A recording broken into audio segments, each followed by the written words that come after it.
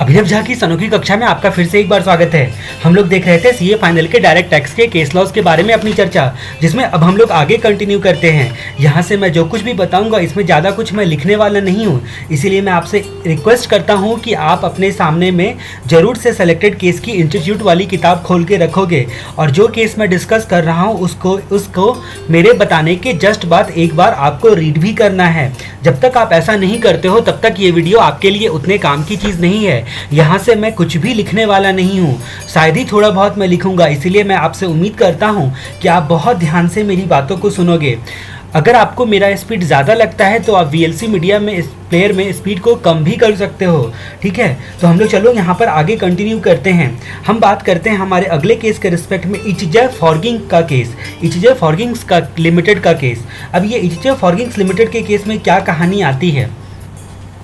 यहाँ पर एक डायरेक्टर था, ये जो सामने आपको तस्वीर दिखाई दे रही है वो डायरेक्टर का बेटा है, डायरेक्टर था, ठीक है। और उसके बेटे का नाम जय था, लेकिन उसको इचिंग बहुत होती थी, इसीलिए खूब उसको लोग चिढ़ाते थे, इचजय बोलते थे। और वो अक्सर इस बात को भूल जाता था कि वो कौन है, कितना बड़ा है। वो अपने आप को बहुत बड़ा समझता था, ठीक है। तो मतलब एज में बहुत बड़ा अपने आप को वो समझता था और इसीलिए हीरो की तरह स्टाइल मार के वो घूमते रहता था फॉरेन में। इसकी ये फॉरेन चला गया था, इसको डायरेक्टर ने फॉरेन भेज दिया था। अब फॉरेन क्यों कैसे भेजा था उसकी कहानी हम लोग देखते हैं।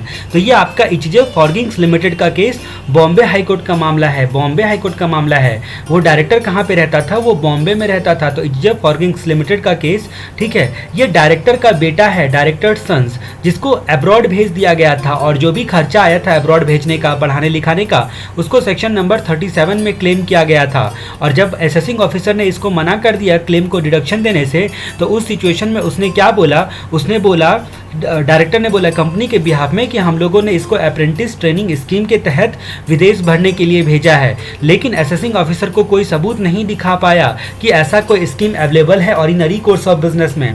तो सवाल ये उठता है कि जो डायरेक्टर के बेटे पर जो ऐसा खर्चा किया गया है उसका डिडक्शन मिलेगा या नहीं मिलेगा, ठीक है। तो यहाँ पर कोई भी एविडेंस नहीं है अप्रेंटिस ट्रेनिंग स्कीम का, न डायरेक्टर के बेटे के साथ कोई कॉन्ट्रैक्ट या अपॉइंटमेंट लेटर या एग्रीमेंट दिखाया गया, न ऑर्डिनरी कोर्स ऑफ बिजनेस में कोई प्रोविजन है कंपनी का कि किसी क्लास ऑफ एम्प्लॉय को वो क्या कर सकता है कि अपॉइंट कर सकता है इस तरह से ट्रेनिंग वगैरह दे के। ना कोई एग्जाम कंडक्ट किया गया है, ना कोई कॉम्पिटिटिव एग्जाम, ना किसी बात का प्रूफ है ऐसा, ठीक है। इन सब गवाहों और सबूतों को मद्देनजर रखते हुए यहाँ पर कंक्लूड किया हाईकोर्ट ने कि जो डायरेक्टर के बेटे को विदेश पढ़ने के लिए भेजा गया है वो एक्सपेंडिचर पर्सनल नेचर का है, उसका बिजनेस से कोई भी नेक्सस नहीं है, इसीलिए वो डिसअलाउ हो जाएगा। सिंपल सी बात थी कि डिसअलाउ तो होना ही था। अब अगले केस के बारे में चर्चा करते हैं, शांति भूषण का केस। शांति भूषण कौन, जो जो आम आदमी पार्टी में सबसे ज़्यादा कॉन्ट्रीब्यूशन दिया था, ठीक है, जब आपका शांति भूषण आम आदमी पार्टी जब नई बनी थी, ठीक है। और ये शांति भूषण को आप जानते हो, ये बहुत बड़े ये लॉयर हैं और उसके साथ साथ जो है पॉलिटिशियन भी हैं, तो अच्छे तरीके से आप लोग इसको जानते ही हो दिल्ली की वजह से, ठीक है। दिल्ली में ये काफ़ी फेमस है, दिल्ली हाईकोर्ट का केस है, ठीक है। अब शांति भूषण क्या साबित करना चाहते थे, शांति भूषण ने साबित करने की कोशिश की जो उनका हार्ट सर्जरी जो हुआ है वो या तो प्लांट एंड मशीनरी का जो है करंट रिपेयर बोलकर डिडक्शन मिल जाए या सेक्शन नंबर 37 के तहत डिडक्शन मिल जाए जो हार्ट सर्जरी हुआ है। इनका लॉजिक क्या था, इन्होंने लॉजिक दिया कि जो लॉयर लोग होते हैं, वकील लोग होते हैं, उनका दिमाग का काम होता है, ठीक है, केवल और केवल दिमाग का काम होता है और दिमाग तभी ठीक से चलेगा जब हार्ट जो है वो ठीक से चलेगा, इसीलिए हार्ट जो है उसको प्लांट बोला जाए। और दूसरी बात इन्होंने बोली कि प्लांट जो डिफिनेशन दिया गया है इनकम टैक्स एक्ट में, उसमें प्लांट इंक्लूड्स, यानी कि प्लांट जो होता है वो इंक्लूसिव डिफिनेशन दिया गया है। इस अनुसार जो है प्लांट में हर्ट भी इंक्लूड होना चाहिए और क्योंकि बिजनेस पर्पस के लिए यानी कि अपने प्रोफेशन पर्पस के लिए हम हर्ट का इस्तेमाल करते हैं, इसीलिए हर्ट का जो सर्जरी हमने करवाई है उस सर्जरी का हमें डिडक्शन मिलना चाहिए, या तो सेक्शन नंबर 31 के तहत करंट रिपेयर बोलकर, और अगर मान लो कि करंट रिपेयर में डिडक्शन नहीं दोगे तो सेक्शन नंबर 37 में डिडक्शन दे दो, ठीक है। तब हाईकोर्ट को बड़ी हंसी आई, दिल्ली हाईकोर्ट को इस बात पे बड़ी हंसी आई और दिल्ली हाईकोर्ट ने बोला कि ये जो खर्चा आपने किया है क्या होली एंड एक्सक्लूसिवली किया है अपने बिजनेस पर्पस के लिए, क्योंकि जो आपका एक्सपेंडिचर बोलता है सेक्शन नंबर 37 वो बिजनेस पर्पस के लिए पूरा का पूरा खर्चा किया हुआ होना जरूरी है, ठीक है। तो क्या आपने एक्सक्लूसिवली अपने प्रोफेशन के लिए खर्च किया है। दूसरी बात कि जो रिपेयर बोलकर जो आपको डिडक्शन मिलेगा, ठीक है, प्लांट एंड मशीनरी का बोलकर, तो क्या प्लांट एंड मशीनरी की कोई आपकी बैलेंस शीट में वैल्यू है? अगर आपकी वैल्यू है तो आपका कॉस्ट ऑफ एक्विजिशन क्या था, कहाँ से एक्वायर किया था, ये सारी चीज़ों का क्या सबूत है? तो यहाँ पर शांति भूषण सर ने कहा कि इनकम टैक्स एक्ट में प्लांट का डिफिनेशन जो बताया गया है उसमें इंक्लूसिव नेचर है, और इंक्लूसिव नेचर के हिसाब से जो हमारा हर्ट है उसको भी प्लांट कहा जाए, ठीक है। तो यहाँ पर बोला गया है कि भाई केवल आप हर्ट का इस्तेमाल एक्सक्लूसिवली अपने प्रोफेशन के लिए करते हो क्या? ठीक है, आप तो ऑर्डिनरी कोर्स ऑफ बिजनेस में इसका हर काम में करते हो, ठीक है, खाने पीने, सोने, रहने, रिश्तेदारी में, नातेदारी में, रोने हंसने सब में यूज़ करते हो, अपने जो हर्ट का उपयोग करते हो। आप ये साबित करके तो दिखाओ कि केवल आपने प्रोफेशन पर्पज़ के लिए एक्सक्लूसिवली यूज़ करते हो। आप प्रीवियस ईयर में एक्सक्लूसिवली अपने हर्ट का इस्तेमाल आपने बिजनेस पर्पज़ के लिए किया था, ठीक है। अगर मान लो कि तो यहाँ पर बोलता है कि शांति भूषण फिर से जवाब क्या देता है कि शांति भूषण जवाब क्या देते हैं, वो बोलते हैं कि जो आपका हेल्दी हर्ट मेरा अगर होगा तो वो एक अच्छा प्रोफेशनल का टूल माना जाएगा, ठीक है। हम अपने इफ़िशिएंटली एंड स्मूथली अपने प्रोफेशन को कंडक्ट कर पाएंगे अपने। तो फिर उसके बाद हाईकोर्ट बोलता है कि आप सब कुछ कंडक्ट, प्रोफेशनल एक्टिविटी नहीं, कोई भी काम, एवरी एक्टिविटीज़ को आप जो हैं वो इफ़िशिएंटली कंडक्ट कर पाएंगे अगर आपका हर्ट सही रहता है तो, ठीक है। तो इसीलिए सारे दलीलों को खारिज करते चला गया अदालत, और लास्ट में कंक्लूड किया गया कि जो सर्जरी का एक्सपेंडिचर होता है, ठीक है, और प्रोफेशन का जो बिजनेस प्रोफेशन का जो इनकम होता है, ठीक है, बिजनेस प्रोफेशन जो होता है उसमें कोई भी नेक्सस नहीं है, डायरेक्ट नेक्सस नहीं है, इसलिए ये एक्सपेंडिचर जो है इनकम टैक्स एक्ट के तहत अलाउ नहीं हो सकता है। सिंपल सी कहानी थी, लेकिन आपको इंटरेस्टिंग कहानी की वजह से याद रखना है। फिर हम लोग बात करते हैं नीलावती एंड अदर्स का केस। ये कर्नाटका हाईकोर्ट का मामला है। कर्नाटका हाईकोर्ट का मामला, तो जैसा कि आपको पता है कि मल्टीप्लेक्स सिस्टम से पहले जो मूवी हॉल का सिस्टम था उसमें अक्सर जो है लड़ाई झगड़े हुआ करते थे, इसलिए क्या बोलते हैं, पुलिस वालों की सुरक्षा लेने के लिए जो पैसे खिलाते थे नीलावती एंड अदर्स, और उसके बाद भाई लोगों को भी हफ्ता देते थे ताकि आप लोग सिनेमा हॉल से दूर रहो, सिनेमा थिएटर से दूर रहो। और जो ये खर्चा करते थे हफ्ता खिलाने का या पुलिस वाले को पैसा देने का, ठीक है, तो उसको बोला कि भाई अगर हम लोग सिक्योरिटी गार्ड को यही पैसा देते तो सिक्योरिटी गार्ड का जो खर्चा होता है वो अलाउड होता, तो ऑब्वियसली इनका भी खर्चा, जो गुंडे को और पुलिस को जो पैसा दिया है इनका भी खर्चा जो है अलाउड होना चाहिए, इनका भी खर्चा अलाउड होना चाहिए, क्योंकि दोनों में ऑब्जेक्टिव जो होता है वो सेम है, पीस बनाए रखना और लॉ एंड ऑर्डर को मेंटेन करके रखना ताकि शांति बनी रहे और शांति से हम लोग अपना जो है थिएटर चला सकें, ठीक है। तो कर्नाटका हाईकोर्ट ने बोला कि सिक्योरिटी गार्ड पर जो आपने खर्चा किया होता तो वो आपका अलाउड होता क्योंकि वो बोनाफाइड एक्सपेंडिचर माना जाता, लेकिन जो गुंडे को हफ्ता देना और जो पुलिस वाले को जो है घूस देना, ये सारी चीज़ें जो होती है वो इलीगल है। और हमारा जो है एक्सप्लेनेशन टू सेक्शन नंबर 37 क्या बोलता है कि प्रोहिबिटेड या इलीगल इनकम को अलाउ नहीं किया जा सकता है इनकम टैक्स में। अब ये नीलावती एंड अदर्स का केस आपको कैसे याद रहेगा, तो यहाँ पर आप देख सकते हो कि Nilavati and others movie hall का केस है, बाहुबली मूवी लगी हुई है और एक पुलिस वाला है और नीचे गुंडा जो है लड़ाई करते हुए देख रहा है आपको। तो ये फिगर को जो है आप ये पिक्चर को आप अपने ध्यान में रखने की कोशिश करो और आप इमेज क्रिएट करने की कोशिश करो कि नीलावती एंड अदर्स, तो नीलावती एंड अदर्स करके जो है वो आपका केस था। अब जहाँ तक अगले केस के बारे में हम लोग चर्चा करते हैं, हमारा अगला केस क्या है, मिलेनिया डेवलपर्स प्राइवेट लिमिटेड का केस। ये आपका कर्नाटका हाईकोर्ट का मामला है। कौन सा हाईकोर्ट का मामला है? कर्नाटका हाईकोर्ट का मामला है, ठीक है। तो यहाँ पर क्या हुआ था, जो कंस्ट्रक्शन कंपनी जो थी, एक कंस्ट्रक्शन कंपनी थी, उसका नाम था Millennia Developers Private Limited, Millennia Developers Private Limited, ठीक है। इसके बिल्डिंग जो इसके बाईलॉज थे उसमें लिखे हुए थे कि आप इसी तरह का कंस्ट्रक्शन कर सकते हो, लेकिन बाईलॉज को उसने वायोलेट किया था और वायोलेट करने की वजह से कर्नाटका म्युनिसिपल कॉर्पोरेशन को जो फीस चुकाया था, ठीक है, उस फीस को इत्तेफाक से, उस फीस का नाम था रेगुलाइजेशन फीस, ठीक है, रेगुलराइजेशन फीस उसका नाम था, मतलब हर बात को रेगुलर करने के लिए। तो इतना सुंदर सुंदर नाम जानबूझ के डालते ताकि उनको डिडक्शन मिल जाए, असेसिंग ऑफिसर कंफ्यूज होकर डिडक्शन दे दे। तो उस सिचुएशन में यहाँ पर असेसिंग ऑफिसर ने डिनाई कर दिया, मामला जो है कर्नाटका हाईकोर्ट तक गया। कर्नाटका हाईकोर्ट ने क्या बोला, कर्नाटका हाईकोर्ट ने बोला कि नॉमेनक्लेचर जो होता है, नाम में क्या रखा है, ठीक है, शेक्सपियर ने जैसा बोला था वैसा ही कर्नाटका हाईकोर्ट ने बोला कि जो कोई भी नाम आप रख लो उससे क्या फर्क पड़ता है, ठीक है, ये जो खर्चा होता है ये आपका पेनाल्टी नेचर का खर्चा है, और म्युनिसिपल कॉर्पोरेशन एक्ट के हिसाब से जो है पेनाल्टी आपकी दी जा रही है। इसीलिए यहाँ पर आपका नॉमेनक्लेचर इंपॉर्टेंट नहीं है। ये जो रेगुलाइजेशन फीस आपका होता है मिलेनियर डेवलपर प्राइवेट लिमिटेड, ये आपका अलाउ नहीं होगा, ये डिसअलाउ हो जाएगा। उसके बाद करते हैं great city manufacturing company limited. Great city manufacturing company limited, तो आप इलाहाबाद जंक्शन पे देखो इस तरह से उतर गए ट्रेन से, तो आपने देखा कि ये तो बड़ी ग्रेट सिटी है, यहाँ पर सभी धर्म के लोग जो है एक साथ अच्छे तरीके से मिलजुल कर रहते हैं। यहाँ पर गंगा जमुना सरस्वती का मिलन यानी कि संगम है। इलाहाबाद को ही पहले जमाने में प्रयागराज के नाम से जाना जाता था। और बहुत सारी बातें आती हैं जो इलाहाबाद जो है इतिहास में भी बहुत प्रसिद्ध है और धर्म के हिसाब से भी बहुत प्रसिद्ध है। ठीक है, तो इलाहाबाद जंक्शन का मामला है, यानी कि इलाहाबाद कुल मिलाकर एक ग्रेट सिटी है। ठीक है, अब ग्रेट सिटी में एक मैन्युफैक्चरिंग कंपनी थी, उसके बारे में हम लोग कहानी बात करते हैं। यहाँ पर ग्रेट सिटी मैन्युफैक्चरिंग कंपनी में सब कुछ बहुत सही था, हर एक आदमी बहुत सही था, लेकिन एक असेसिंग ऑफिसर था, वो मेंटल था। असेसिंग ऑफिसर था जो वो मेंटल था। उसने देखा कि भाई उसने देखा कि जो भी रेम्युनरेशन पे किया जा रहा है पार्टनर को, वो बहुत एक्सेसिव लगा, उसको एक्सेसिव एंड अनरीजनेबल लगा। तो एसएससी लोगों ने क्या बोला कि भैया ठीक है आपको ज़्यादा लग रहा है, लेकिन आप कैलकुलेट करके देख लो, ये 40B के लिमिट में ही है, 40B के लिमिट में ही, और हमारे पार्टनरशिप डीड में भी प्रोवाइड किया गया है और 40B के लिमिट में ही है। असेसिंग ऑफिसर फिर भी नहीं माना, तो बात जो है इलाहाबाद हाईकोर्ट तक चली गई। Allahabad great city manufacturing company limited, Allahabad high court तक मामला चला गया। ठीक है, तो इलाहाबाद ने कई बातों को दलील को देखा। इलाहाबाद ने देखा कि सबसे पहले पार्टनरशिप डीड में लिखा हुआ है कि नहीं लिखा हुआ है, तो उसने देखा कि पार्टनरशिप डीड में लिखा हुआ है कि रेम्युनरेशन जो है वो देना है।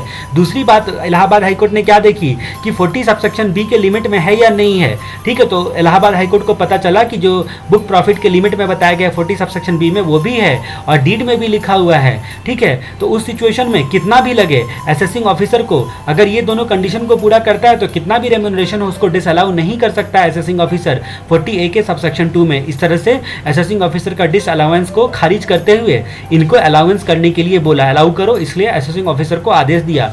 ग्रेट सिटी मैन्युफैक्चरिंग कंपनी का केस था ये। अब हम लोग अगला केस के बारे में चर्चा करते हैं, कल्याण एग्रोटेक्स प्राइवेट लिमिटेड का केस। कल्याण एग्रोटेक्स प्राइवेट लिमिटेड का केस, जैसा कि आपको पता है ये साउथ के बहुत बड़े एक्टर हैं, इनका नाम है पवन कल्याण। ठीक है, पवन कल्याण की ज़्यादातर मूवी आपको देखने में बहुत ही अच्छी लगेगी। साउथ इंडियन में शकल सूरत देखकर नहीं, एक्टिंग देखकर जो है वह हीरो बनाया जाता है। ठीक है, साउथ इंडियन मूवी सबको पसंद नहीं आती है, लेकिन बहुत लोगों को बहुत पसंद आती है, जैसे कि मुझे भी बहुत पसंद है। तो ये जो आपका पवन कल्याण जो हीरो है, इसकी सरदार गब्बर सिंह मूवी आप जरूर देखना, आपको मज़ा आएगा। ठीक है, सरदार गब्बर सिंह। तो ये पवन कल्याण जो था वो किसान का बेटा था, तो इसीलिए पवन कल्याण जब बहुत बड़ा एक्टर बन गया तो उसने अपने कंपनी का नाम रखा कल्याण एग्रोटेक्स प्राइवेट लिमिटेड। कल्याण एग्रोटेक्स प्राइवेट लिमिटेड, के फॉर कल्याण और के फॉर कर्नाटका, कर्नाटका के ये रहने वाले हैं, कल्याण एग्रोटेक्स प्राइवेट लिमिटेड, ये केस का नाम था। और ये आप पिक्चर में देखो कि जब भी ये फाइट करेंगे तो एक आदमी को एक बार से दूसरी बार नहीं मारते, एक बार में ही मारते और वो खत्म हो जाता है। ठीक है, यानी कि ये वन टाइम सेटलमेंट करने का काम करते हैं, वन टाइम सेटलमेंट करने का काम करते हैं।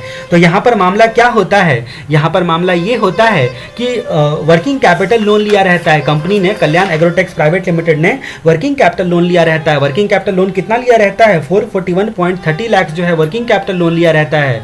ठीक है, 441.30 लाख, 441.30 लाख का वर्किंग कैपिटल लोन लिया रहता है। अब ये जो वर्किंग कैपिटल लोन रहता है, इसमें इंटरेस्ट जो है अब तक का जितना बनता है वो होता है 193.96, यानी कि टोटल आउटस्टैंडिंग अमाउंट जो कल्याण एग्रोटेक्स प्राइवेट लिमिटेड को पे करना होता है वो आपका होता है 635.26 लाख। अब जहाँ तक बात आती है कि यहाँ पर जो बैंक वाले को लगता है कि भाई इनका तो एनपीए हो रहा है, एनपीए हो जाता है, तो ये लोग रिक्वेस्ट करने के लिए जाते हैं पवन कल्याण के पास कि भाई साहब आप तो बहुत इज्जतदार आदमी हो, तो आप जो हैं सारा का सारा जो है सेटलमेंट कर दो ना, मैं वन टाइम सेटलमेंट। तो इन्होंने बोला कि ठीक है, वन टाइम सेटलमेंट में आप कितना हमें लाभ दोगे, तो बैंक वालों ने बोला कि 378.72 लाख आप हमें दे दो, क्योंकि आप हीरो हो बहुत बड़े, इसलिए हम आपको माफ़ कर देंगे इतने पे ही। ठीक है, तो इन्होंने अकॉर्डिंगली ये आपका ए हो गया, ये आपका बी हो गया, ए माइनस बी जो हो गया, ए माइनस बी आपका कितना हुआ यहाँ पर 256.54 लाख। तो इन्होंने क्या बोला, मतलब इनको पता चला कि इनकम टैक्स एक्ट में एक सेक्शन नंबर 41 सबसेक्शन 1 है, उस सेक्शन 41 सबसेक्शन 1 के हिसाब से ये हमारा इनकम माना जाएगा। तो इन्होंने इनकम बोलकर 256.54 लाख को 256.54 लाख को इन्होंने इनकम बोलकर जो है वो अपने टैक्स में कंसिडर कर लिया, इनकम बोलकर टैक्स में कंसिडर करके टैक्स दे दिया।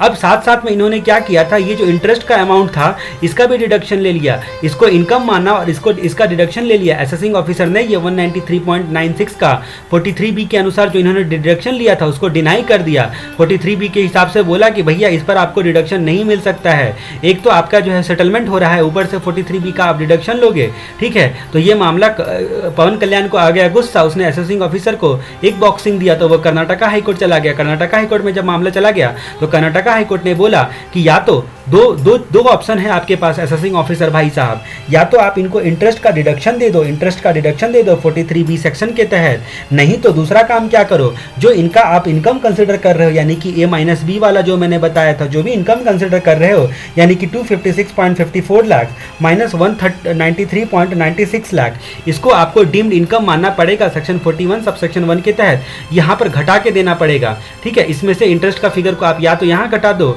या फिर डिडक्शन आप अलाउ कर दो, ठीक है, इंटरेस्ट का डिडक्शन अलाउ कर दो। तो इस तरह से पवन कल्याण एग्रोटेक्स प्राइवेट लिमिटेड का केस, कर्नाटका हाई कोर्ट का मामला। अब अगले केस के बारे में देखते हैं, आंध्रा फेरो एलॉय प्राइवेट लिमिटेड। आंध्रा फेरो एलॉय प्राइवेट लिमिटेड, दो बातें यहाँ पर ध्यान देने वाली है, एक तो इसका नाम आंध्रा है और दूसरा ये आंध्र प्रदेश का केस है, ठीक है। और यहाँ पर जो है अंधा कौन, आंध्रा मतलब एक आंख का अंधा, ठीक है, दिमाग का अंधा कौन, असेसिंग ऑफिसर। क्यों दिमाग का अंधा असेसिंग ऑफिसर, क्यों, क्योंकि असेसिंग ऑफिसर ने यहाँ पर इलेक्ट्रिसिटी चार्ज को फीस बताया और अकॉर्डिंगली 43B में डिस अलाउ कर दिया, फीस बोलकर डिस अलाउ कर दिया। तो ये मामला पहुंच गया, एसएससी चिल्ला के बोलते रहा, तो किसको इलेक्ट्रिक शॉक लग गया था, तो वो अंधा हो गया था, असेसिंग ऑफिसर को इलेक्ट्रिक शॉक लग गया था, यानी कि इलेक्ट्रिसिटी का मामला है, इलेक्ट्रिक शॉक लग गया था, इसीलिए वो अंधा हो गया था, यानी कि आंध्र प्रदेश केस का मामला है। तो आंध्र प्रदेश तक तो आपको अब ऐसे ही याद रहेगा ही, ठीक है, भले ही केस आपका आंध्रा फेरो एलॉय प्राइवेट लिमिटेड पूरा का पूरा नाम ना भी याद रहे फिर भी आपको याद रहेगा कहाँ किस जगह का केस है, मतलब वो भी याद रखना एक बहुत बड़ी बात होती है आपके लिए कि कौन से जगह का केस है एग्जैक्टली, आंध्र प्रदेश हाईकोर्ट का है या फिर इलाहाबाद हाईकोर्ट का है या बॉम्बे हाईकोर्ट का है, ठीक है।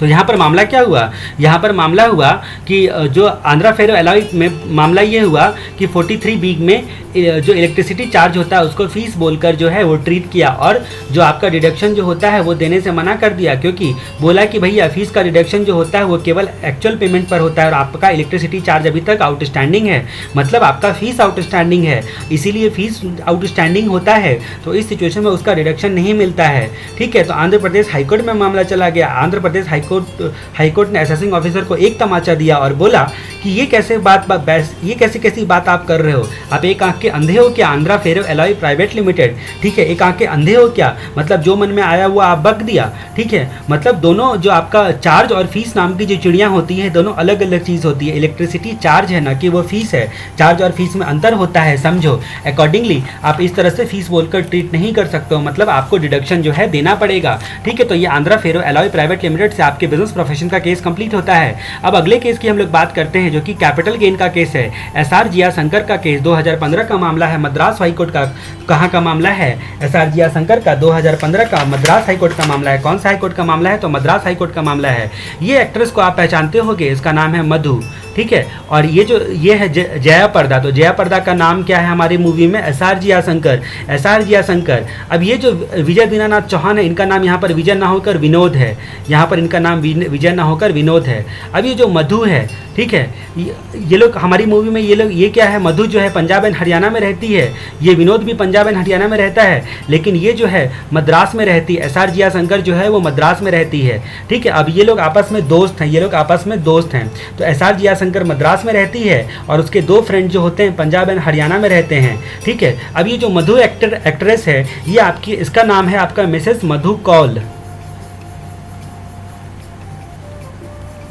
अब ये जो विजय दीनानाथ चौहान जो है, ठीक है, इसका नाम है विनोद कुमार जैन, वीके जैन, ठीक है। तो विनोद कुमार जैन, मधु कौल, ठीक है, ये पंजाब एंड हरियाणा हाईकोर्ट का केस है। अगर आपको ये केस का नाम ना भी याद रहेगा तो ऑब्वियसली अब तो याद रहेगा ही, ये पंजाब एंड हरियाणा हाईकोर्ट का मामला है, ठीक है, जिसको आधार लिया गया था, जिसको बेस लिया गया था, किसके लिए, तो एसआर जिया शंकर के मद्रास हाईकोर्ट के केस के मामले में आधार लिया गया था, यानी कि बेस लिया गया था।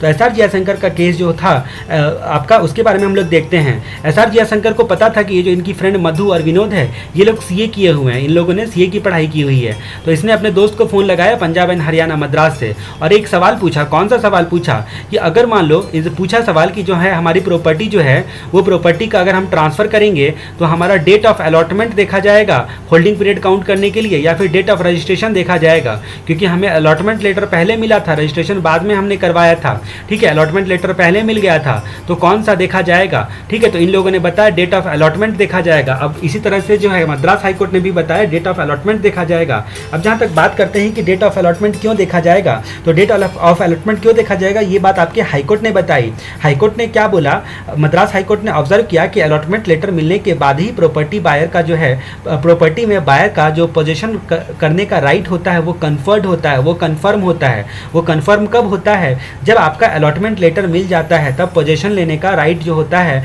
वो मिल जाता है, और बाकी लेन देन प्रोसीजर जैसे कि रजिस्ट्रेशन वगैरह सब करवाना वो बाद में ही होते चलता है, बाद में भी होते चलता है। हाईकोर्ट ने बोला कि अलॉटमेंट को ही कंसिडर किया जाएगा कि पोजीशन मिलता है, इसकी वजह से डेट ऑफ अलॉटमेंट को ही डेट ऑफ एक्विजिशन मानकर होल्डिंग पीरियड डिटरमाइन किया जाएगा। डेट ऑफ अलॉटमेंट को ही डेट ऑफ एक्विजिशन बोलकर होल्डिंग पीरियड डिटरमाइन किया जाएगा, यानी कि डेट ऑफ अलॉटमेंट और डेट ऑफ रजिस्ट्रेशन अगर आपको कहीं पर अलग अलग दिखेगा, ठीक है, तो उस सिचुएशन में आप SRGI संकट 2015 मद्रास हाईकोर्ट के मामले को याद कर सकते हो। अब हम लोग अगले केस की बात करते हैं, श्रीमती रमा रानी कालिया के बारे में अपनी चर्चा। श्रीमती रमा रानी कालिया, इलाहाबाद हाईकोर्ट का ये मामला है, 2013 का मामला है। श्रीमती रमा रानी कालिया, जैसा कि आप पहचानते हो इसको, कौन है ये, तो कालिया है। ठीक है, अब ये कालिया कितने आदमी थे, जो शोले में बोलता ना डायलॉग वही वाला, ये कालिया है। अब ये कालिया की वाइफ है, इसको गब्बर सिंह रमा रानी कालिया बोल के बुलाता था, इसका नाम था रमा रानी कालिया, श्रीमती रमा रानी कालिया।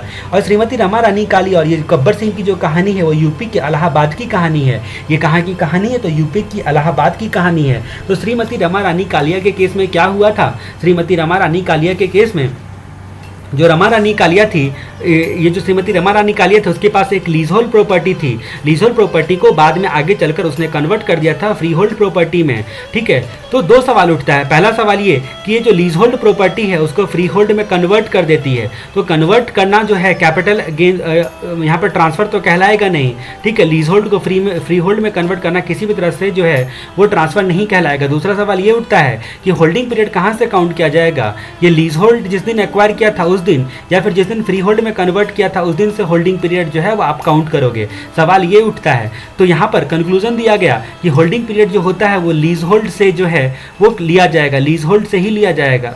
ठीक है, जिस दिन पहली बार खरीदा था, क्योंकि लीज होल्ड प्रॉपर्टी तो हाईकोर्ट ने यहाँ पर क्या क्या ऑब्जर्वेशन किया, हाईकोर्ट ने बोला ठीक है ये क्वेश्चन ऑफ लॉ नहीं है, क्वेश्चन ऑफ फैक्ट है, मतलब डिपेंड करता है फैक्ट के आधार पर। ठीक है, यहाँ पर फैक्ट सबसे बड़ा क्या है कि लीज होल्ड प्रॉपर्टी यहाँ पर खरीदा गया था। ठीक है, लीज होल्ड प्रॉपर्टी जो है यहाँ पर खरीदा गया था।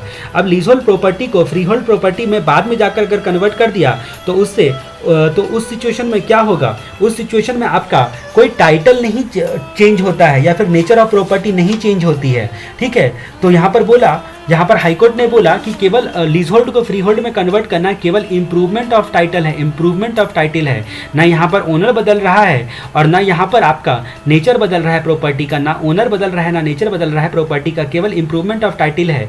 और इंप्रूवमेंट ऑफ टाइटल में आपने कन्वर्जन वर्ड इस्तेमाल कर दिया है, लीज होल्ड फ्री होल्ड में कन्वर्ट हो गया। ठीक है, तो ये बात ऐसी हुई जैसे एक पॉकेट से निकालकर दूसरे पॉकेट में पैसा डाला। इसीलिए हमेशा और हमेशा ध्यान रहे कि लीज होल्ड प्रॉपर्टी का ही डेट लेंगे हम लोग, होल्डिंग पीरियड डिटरमाइन करने के लिए लीज होल्ड पीरियड ही लेंगे। कैपिटल गेन में मिला जुला के यही सवाल ही उठता है कि होल्डिंग पीरियड जो है वो कहाँ से लेंगे। तो दूसरा सवाल ये उठता है कि सेक्शन 54 या 54F के बारे में देखना, बहुत सारा सवाल उठता है, 1 यूनिट 1 रेसिडेंशियल यूनिट, इसी सब में कंफ्यूज करने वाला जो अक्सर केस लॉस हो जाता है। अब हम लोग अगले बात करते हैं, पीपी मेनन की बात करते हैं। अभी ये पीपी मेनन कौन है, केके मेनन को तो आप अच्छे तरीके से पहचानते हो, केके मेनन का पार्टनर है पीपी मेनन, केके मेनन का पार्टनर है पीपी मेनन। ये केरला हाईकोर्ट का मामला है। रमा रानी कालिया आपका इलाहाबाद हाईकोर्ट का मामला था और उसके बाद SRGI शंकर मद्रास हाईकोर्ट का मामला था। ठीक है, तो इस तरह से हम लोगों को अब देखना है अगले केस के बारे में, पीपी मेनन के केस के बारे में। पीपी मेनन का केस क्या बोलता है, पीपी मेनन का केस बोलता है कि अगर मान लो कि पीरियड ऑफ होल्डिंग अगर आप डिटरमाइन करना चाहते हो, ठीक है, तो वो किस दिन से डिटरमाइन किया जाएगा। ठीक है, फर्म ने मान लो कि डेट ऑफ एक्विजिशन फर्म ने खरीदा था, डेट ऑफ एक्विजिशन फर्म का ये वाला है, ठीक है। उसके बाद डिसॉल्व हो गया फर्म, और डिसॉल्व होने के बाद क्या करता है, अपने एसेट्स को डिस्ट्रीब्यूट कर देता है। तो यहाँ पर देखा गया कि जैसे डिसॉल्व एंड डिस्ट्रीब्यूट होता है उसके बाद पार्टनर को मिल गया, पार्टनर को मिला तो पार्टनर ने 3-4 दिनों के अंदर में ही वापस से उस प्रॉपर्टी को ट्रांसफर कर दिया, यानी कि सेल कर दिया। उस परिस्थिति में ये लॉन्ग टर्म माना जाएगा। अगर यहाँ पर फर्म के डेट से काउंट करते हो तो ये लॉन्ग टर्म माना जाएगा, लेकिन डिसोल्यूशन के डेट से काउंट करते हो तो ये सेल जो है शॉर्ट टर्म माना जाएगा। सवाल ये उठता है कि इसको यहाँ पर डेट ऑफ डिसोल्यूशन से काउंट किया जाए या फिर फर्म ने जिस दिन पहली बार खरीदा था प्रीवियस ओनर ने उस दिन से काउंट किया जाएगा, ये सवाल उठता है। तो इस सवाल का जवाब जो है वो पीपी मेनन के केस में बताया गया। पीपी मेनन के केस में क्या बताया गया, पीपी मेनन के केस में बताया गया कि 1487 से पहले, यानी कि 1987 से पहले, ये जो आपका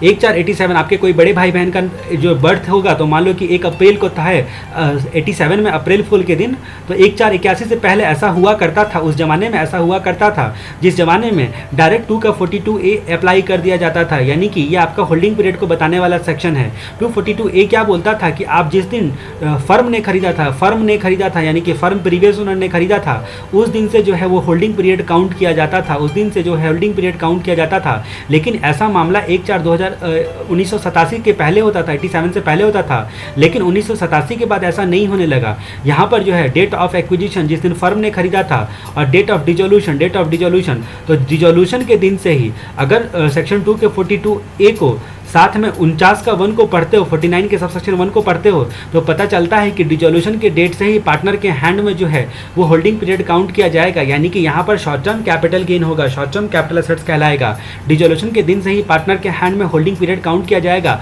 ऐसा पीपी मेनन के केस में बताया गया था। 2010 का मामला था केरला हाईकोर्ट का। अब हम लोग बात करते हैं अगले केस के रिस्पेक्ट में। अगला केस आपका क्या है, नवीन जिंदल का केस है। नवीन जिंदल जैसा कि आपको पता है कि बहुत बड़े इंडस्ट्रियलिस्ट हैं और फिलहाल ये Jindal steel and power limited का ये चेयरमैन भी हैं, ठीक है, चेयरमैन है Jindal steel and power limited का, यानी कि ये बहुत बड़े आदमी हैं और ये आपके कुरुक्षेत्र में जो है मेंबर ऑफ पार्लियामेंट भी रह चुके हैं, तो इस तरीके से आपको याद रखना है नवीन जिंदल का मामला। अब जाहिर सी बात है कि इतने बड़े आदमी का मामला होगा तो मामला अगर सुप्रीम कोर्ट ना गया तो फिर क्या गया, मामला अगर सुप्रीम कोर्ट ना गया तो फिर क्या, तब इनकी इज्जत क्या रह जाएगी भाई, छोटे मोटे कोर्ट वोट में जाएगा तो, ठीक है। तो ये मामले हम लोग के, इस मामले के बारे में हम लोग चर्चा करते हैं।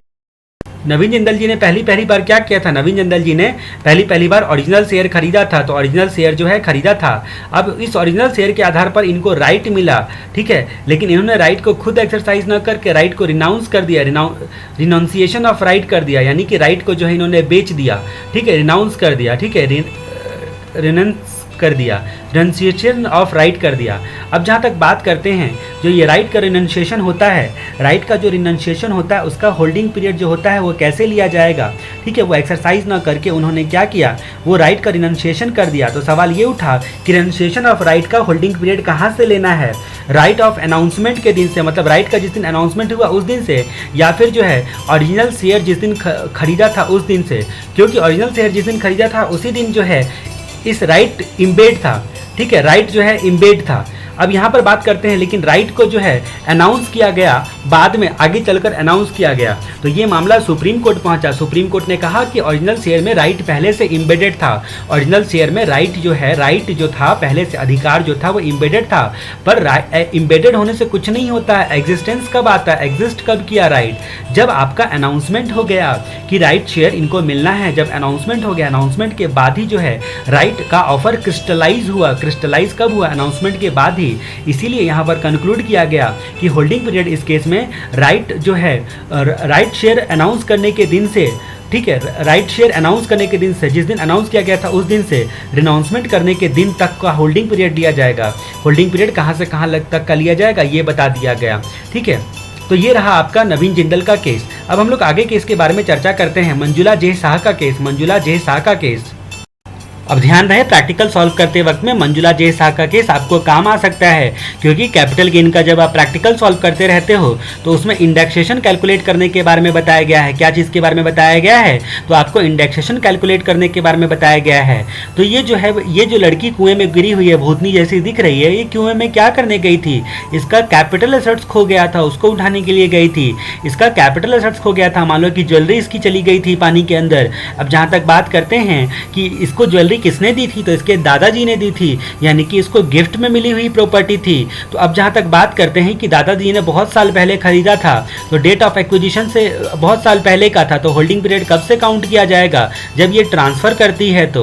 ठीक है, इस दिन मान लो कि इसको गिफ्ट मिला और आगे चल के कभी इसने ट्रांसफ़र किया है। अब जब ट्रांसफ़र किया है तो होल्डिंग पीरियड कब से काउंट किया जाएगा, जिस प्रीवियस ईयर में इसको गिफ्ट मिला है। मंजू को कुएं में है ठंडा पानी उसमें नाचे मंजू रानी, बॉम्बे में ये कुआं है कुएं में ये गिर गई, कुएं में है ठंडा पानी उसमें नाचे मंजू रानी, मंजुला जैसा। ठीक है, इसको प्यार से लोग क्या बुलाते थे, मंजू। अब जहाँ तक बात करते हैं कि आपका इंडेक्सेशन बेनिफिट जो है डिपेंड करता है कि आपका होल्डिंग पीरियड कब से लिया जाएगा, उससे इंडेक्सेशन पीरियड जो है डिपेंड करता है। तो ये जो है इस पीरियड से लिया जाएगा या फिर इस पीरियड से लिया जाएगा, ऐसा पूछा गया, ऐसा सवाल उठा। ठीक है, मंजुला जैसा का केस में। तो यहाँ पर हाईकोर्ट ने कई सारी बातें ऑब्जर्व की। हाईकोर्ट ने एक्सप्लेनेशन देखा। कौन सा एक्सप्लेनेशन देखा, तो सेक्शन 2 के 42A का एक्सप्लेनेशन देखा। उसमें देखा उसको उसने रीड किया 49 सबसेक्शन 1 के साथ। ठीक है, ये दोनों सेक्शन जनरली एक साथ रीड किया जाता है। तो कैपिटल एसेट्स का होल्डिंग निकालते वक्त में प्रीवियस ओनर का भी होल्डिंग पीरियड जो होता है वो लिया जाता है। Accordingly cost of inflation index का बेनिफिट आपको मिलेगा जिस दिन प्रीवियस ओनर ने एक्वायर किया था, यानी कि दादाजी ने एक्वायर किया था। हाईकोर्ट ने यहाँ पर सेक्शन 2 के 42A को देखते हुए कहा कि गिफ्टेड एसेट्स जो होता है उसके रिस्पेक्ट में इनकम टैक्स में लीगल फिक्शन क्रिएट किया गया है कि होल्डिंग पीरियड जो होता है प्रीवियस ओनर का भी कंसिडर करेंगे। होल्डिंग पीरियड जो होता है वो प्रीवियस ओनर का भी कंसिडर करेंगे इंडेक्सेशन निकालने के लिए। इसीलिए प्रीवियस ओनर ने जब एक्वायर किया था उसके बेसिस पर cost of inflation index calculate किया जाएगा। यहाँ पर लीगल फिक्शन जो होता है वो बॉम्बे हाईकोर्ट ने क्रिएट किया था और बॉम्बे हाईकोर्ट ने बोला, सॉरी, लीगल फिक्शन जो होता है उसके बारे में बॉम्बे हाईकोर्ट ने कैलकुलेट किया और लीगल फिक्शन को एक बड़ा सुंदर सा नाम दिया। लीगल फिक्शन को बोला deemed holding period fiction, deemed HP fiction, ये बॉम्बे हाई कोर्ट ने बोला। एक बार आप केस पढ़ लो, मतलब दादाजी के जब एक्वायर किया था तब से इंडेक्सेशन का बेनिफिट मिलेगा। ठीक है, जैसे ही मैं कोई केस बताता हूँ एक बार जस्ट आप उसको रीड कर लो। अगला केस के बारे में हम लोग चर्चा करते हैं गीता डुग्गल का केस। गीता डुग्गल का केस बड़ा ही अच्छा और इंटरेस्टिंग मामला है। यहाँ से आपकी कहानी शुरू होती है सेक्शन 54 और 54F के बारे में। वो भी लड़ाई सिर्फ एक ही चीज़ का कि भैया नया रेसिडेंशियल यूनिट को कब सिंगल यूनिट माना जाएगा, कब नहीं माना जाएगा, क्योंकि एक यूनिट के रिस्पेक्ट में, यानी कि केवल वन इंडिपेंडेंट जो यूनिट के रिस्पेक्ट में जो होता है वो आपको रिडक्शन मिलता है रेसिडेंशियल हाउस के संदर्भ में। अब जहां तक बात करते हैं कि गीता डुग्गल का ये 2 फ्लोर का मकान पहले से था, लेकिन ये काफ़ी अभी नया चकचकाचक दिख रहा है आपको, लेकिन वो पुराना था। ठीक है, तो इसको तोड़वा के इसने क्या करवाया, बिल्डर को बोला कि भैया 3 फ्लोर का बना दो, 3 फ्लोर का बना दो, 2 फ्लोर तो हमारा रहेगा ही रहेगा, 1 फ्लोर तुमको बना के बेच देना जितने में बेचना होगा। लेकिन एक काम करो, आपको ना मेरे को 4 करोड़ रुपया जो है कैश भी देना पड़ेगा, 4 करोड़ रुपया कैश भी देना पड़ेगा। अब बिल्डर ने क्या किया, बिल्डर ने ये पूरा घर पूरा बिल्डिंग को बनवा दिया, वापस से जो है रिकंस्ट्रक्ट करवाया। तो जितना पोर्शन गीता डुग्गल को मिला उस पर खर्चा जो था वो 3.44 करोड़ का खर्चा था, 3.44 करोड़ का खर्चा था। और कैश में जो गीता डुग्गल को मिला वो 4 करोड़ मिला। तो 4 करोड़ पर अकॉर्डिंगली सेल कंसिडरेशन बोलकर गीता डुग्गल ने जो है टैक्स दे दिया 4 करोड़ पर सेल कंसिडरेशन बोलकर। जो ये ऊपर वाला फ्लोर जो हम लोगों ने बिल्डर को बेच दिया है, मान लिया जाए कि बिल्डर को दे दिया है, उसके बदले में हम लोगों ने 4 करोड़ रुपया लिया है। तो 4 करोड़ को सेल कंसिडरेशन मानकर इन्होंने टैक्स दे दिया। असेसिंग ऑफिसर खड़ा हो गया। असेसिंग ऑफिसर बोलता है कि भैया ये जो 3.44 करोड़ है ये तो आपका घर बनाने में ही इसका खर्चा लगा है, बिल्डर का खर्चा लगा है, तो क्या उसको आप सेल कंसिडरेशन नहीं मानोगे? 3.44 करोड़ प्लस 4 करोड़ दोनों मिला के आपका सेल कंसिडरेशन कहलाएगा, उस पर आपका टैक्स लगेगा। गीता डुग्गल बोली कि असेसिंग ऑफिसर साहब आप अगर बात तो सही बोल रहे हो कि 3.44 करोड़ ही, लेकिन क्या 3.44 करोड़ हमारे पास आया? इसको तो बिल्डर ने लगा दिया बिल्डिंग बनाने में, तो अकॉर्डिंगली हमको डिडक्शन मिलना चाहिए, सेक्शन 54 या 54F के तहत डिडक्शन मिलना चाहिए। तब असेसिंग ऑफिसर सोचा, असेसिंग ऑफिसर किसी तरह ये जो आपका 44 करोड़ था उस पर टैक्स लेना चाहता था, 3.44 करोड़ था उस पर टैक्स लेना चाहता था। इसलिए असेसिंग ऑफिसर ने यहाँ पर बहाना क्या बनाया, असेसिंग ऑफिसर ने बोला कि जो आपका जो 2 यूनिट का घर है उसका एंट्रेंस भी अलग अलग है, इसलिए वो सिंगल यूनिट नहीं कहा जा सकता है, 2 यूनिट का अलग अलग घर कहा जा सकता है, इसीलिए आपको ये वाला डिडक्शन नहीं मिल सकता है। ठीक है, तो मामला चला गया दिल्ली हाईकोर्ट तक। गीता डुग्गल का केस दिल्ली हाईकोर्ट का मामला। एक बार जस्ट आप इसको पॉज करके अभी एक बार क्वेश्चन को रीड कर लो, फिर आंसर को एक बार मुझसे सुनो, उसके बाद फिर एक बार आंसर को रीड कर लो, आपको सब समझ में आ जाएगा। तो जहाँ तक बात करते हैं कि ये फ्लोर के ऊपर ये फ्लोर, उसके ऊपर ये फ्लोर, ठीक है। अब जहाँ तक बात करते हैं जो सेल कंसिडरेशन की बात जहाँ तक करते हैं तो 4 करोड़ प्लस इन्होंने कितना 3.44 करोड़ माना गया है कि ये जो इनका फ्लोर को कंस्ट्रक्ट करवाने में लगा, और 4 करोड़ कैश में दिया गया, टोटल कंसिडरेशन इतना है। अब इस पर सवाल उठा कि आपको डिडक्शन मिलेगा कि नहीं मिलेगा। सवाल था 1 यूनिट का। असेसिंग ऑफिसर ने बोला क्योंकि आपका जो 2 घर है उसका एंट्रेंस भी अलग अलग है, 2 घर का आपका एंट्रेंस भी अलग अलग है, इसकी वजह से जो है डिडक्शन यहाँ पर आपको नहीं मिल सकता है, एंट्रेंस जो है अलग अलग है। तो दिल्ली हाईकोर्ट तक ये मामला चला गया। दिल्ली हाईकोर्ट ने बहुत सारे केसेस का रेफरेंस लिया। दिल्ली हाईकोर्ट ने बोला कि एक केस का रेफरेंस लिया था। उस केस का नाम आपको केवल मतलब मुझसे सुन लो, अभी आपको जो है याद नहीं रखना है पूरी तरह से, क्योंकि ज़्यादा केस का नाम याद रखना भी उचित नहीं है। कहीं कहीं आपको 1-2 केस का नाम जो होता है वो याद रखना जरूरी होता है। तो जैसे एक केजी रुक्मिणी अम्मा का केस था, उसमें 4 फ्लैट को जोड़कर एक रेसिडेंशियल कॉम्प्लेक्स की तरह बना दिया गया था, सिंगल रेसिडेंशियल कॉम्प्लेक्स की तरह, तो उस पर भी डिडक्शन मिल गया था। तो यहाँ पर जो है हाईकोर्ट के पास मामला चला गया। दिल्ली हाईकोर्ट ने असेसिंग ऑफिसर को फटकार लगाई, बोला कि रेसिडेंशियल हाउस वर्ड इसलिए नहीं यूज़ किया गया है कि आप एसएससी को परेशान करो, रेसिडेंशियल हाउस इसलिए यूज़ किया गया है कि ताकि कमर्शियल पर्पज़ के लिए हम डिडक्शन नहीं देना चाहते हैं। और जहाँ तक रेसिडेंशियल यूनिट का सवाल होता है, ठीक है, रेसिडेंशियल यूनिट का सवाल होता है, तो ऐसा किसने कहा कि एक रेसिडेंशियल यूनिट में 2 एंट्रेंस नहीं हो सकता है, ठीक है, हो सकता है कि 2 एंट्रेंस हो। इस तरह का जो भी केस होता है उसमें जो है 54 या 54F के रिस्पेक्ट में आप देखोगे कि एसएससी के फेवर में ही आपका जवाब आता है, एसएससी के फेवर में ही आपका जवाब आता है, ठीक है। तो यहाँ पर बोला कि अगर फ्लैट 2 या 2 से अधिक होता और अलग अलग यूनिट होता, ठीक है, और उसमें कोई भी चीज़ ज्वाइंट नहीं होता, ठीक है, तो उसको हम लोग जो है अलग अलग यूनिट बोलते हैं। लेकिन यहाँ पर हम लोग नहीं बोल सकते क्योंकि ऐसा कुछ नहीं है, केवल 2 रास्ते बनाए गए रहते हैं, लेकिन use as a single unit ही हो रहा है जो उसका इंटेंशन है बनाने का, ठीक है, या फिर रेसिडेंशियल यूज़ का इंटेंशन जो होता है वो साफ साफ है कि भैया हम कमर्शियल के लिए यूज़ नहीं करेंगे, हम लोग रहने के लिए यूज़ करते हैं। और इंट्रेंस अलग अलग होना इस बात को सब साबित नहीं करता है कि 2 यूनिट है, ठीक है। इस ग्राउंड पर जो है एग्जामिशन को रोका नहीं जा सकता है। ये गीता डुगल के फेवर में फैसला लिया गया, तो गीता डुगल का केस आपको जस्ट एक बार रीड करना है। अब अगले केस के बारे में हम लोग चर्चा करते हैं। अगला केस है आपका अली का केस, यानी कि सैयद अली आदिल। इस मूवी में आपने देखा था कि अली जो था, धूम 2 में आपने देखा होगा कि अली धूम सारे मूवी में सारे पार्ट में आपने देखा होगा अली जहाँ जहाँ था, 1 और 2 में था शायद, ठीक है। तो इसमें अली ना किसी भी लड़की को देखता है तो उसके साथ शादी करने का और परिवार बनाने का सपना देखने लगता है, ठीक है। तो यही सैयद अली आदिल का केस है, वही अली का पूरा नाम था सैयद अली आदिल। इसके पास जो है पुश्तैनी प्रॉपर्टी थी, ठीक है। तो जिसको बेचकर उसने क्या किया, 2 एडजेसेंट फ्लैट खरीदा, ठीक है, मतलब 2 लगातार फ्लैट खरीदा, फ्लैट नंबर 301 302 मान लो खरीदा, तो 2 एडजेसेंट फ्लैट खरीदा। और उसमें जो होता है बीच में, क्योंकि कभी कभी जो है 2 फ्लैट खरीदने के बाद इस बीच में ना इसने एक कॉमन मीटिंग पॉइंट बना दिया, मतलब दोनों को जोड़ दिया, कॉमन मीटिंग पॉइंट से जोड़ दिया कि कभी कभी वो अपनी वाइफ के साथ जो है और बच्चों के साथ यहाँ पर जो है वो बैठेगा, इसके लिए कॉमन जो होता है वो मीटिंग पॉइंट बनाया, ठीक है। अब जहाँ तक बात करते हैं कि जो कुछ भी उसने प्रॉपर्टी को बेचा था, पूर्वजों की दी हुई जो भी कैपिटल एसेट्स उसका आया था, कैपिटल गेन आया था, ठीक है, सेल कंसिडरेशन आया था, उसका सेल कंसिडरेशन का वो उपयोग किया फ्लैट खरीदने के रिस्पेक्ट में। इसी की वजह से उसने 54F क्लेम किया, इसकी वजह से उसने 54F क्लेम किया, ठीक है। अब जहाँ तक बात करते हैं कि यहाँ पर असेसिंग ऑफिसर ने इसको 54F देने में मना कर दिया, क्योंकि बोला कि भाई एक ही फ्लैट के रिस्पेक्ट में आपको मिलेगा और उस फ्लैट में आप स्टाम्प ड्यूटी वैल्यू का भी ले लोगे, कभी भी जो है ये डिडक्शन मिलता है, 1 यूनिट के रिस्पेक्ट में मिलता है, और स्टाम्प ड्यूटी वैल्यू का जो डिडक्शन होता है वो भी मिल जाता है, उसका भी कॉस्ट कंसिडर किया जाता है। अब जहां तक बात करते हैं कि दोनों का, असेसिंग ऑफिसर ने बोला कि दोनों का स्ट्रांग वॉल जो होता है वो अलग अलग है, दोनों मकान का स्ट्रांग वॉल अलग अलग है, दोनों अलग अलग वेंडर से खरीदा गया है, दोनों का डीड भी अलग अलग साइन करवाया गया है, ठीक है। तो इसका मतलब कॉमन मीटिंग पॉइंट बनवा देना ये नहीं बोलता है कि आपका जो फ्लैट है वो सिंगल रेसिडेंशियल हाउस माना जाएगा, उसको सिंगल रेसिडेंशियल हाउस नहीं मान सकते हैं। तो यहाँ पर जो हाईकोर्ट था वो आपका आंध्र प्रदेश हाईकोर्ट, सैयद अली आदिल आंध्र प्रदेश हाईकोर्ट ने यहाँ पर क्या बोला, आंध्र प्रदेश हाईकोर्ट ने बोला कि आनंदा बसप्पा का केस का रेफरेंस लिया था, कर्नाटका हाईकोर्ट का आनंदा बसप्पा, बस आपको सुन लेना है, एक बार रीड करोगे तो रेफरेंस के लिए आपको काम आएगा।